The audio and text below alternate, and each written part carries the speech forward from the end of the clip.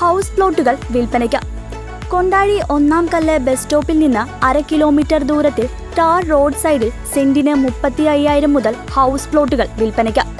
Phone 9947 645007 9497 650076. മഴയിൽ റോഡിടിഞ്ഞു താഴ്ന്ന മുള്ളൻ പന്നിയുടെ മാളം തകർന്നു. മുണ്ടത്തിക്കോട് പെരിയമ്മക്കാവ് ക്ഷേത്ര പരിസരത്താണ് സംഭവം. റോഡിനടിയിലെ മുള്ളൻ പന്നിയുടെ മാളം തകർന്നതോടെയാണ് പാതയിൽ ഭീമൻ ഗർത്തവും രൂപപ്പെട്ടത്. കുഴിക്കകത്ത് മുള്ളൻ പന്നിയുടെ മുള്ളുകളും നാട്ടുകാർ കണ്ടെത്തി.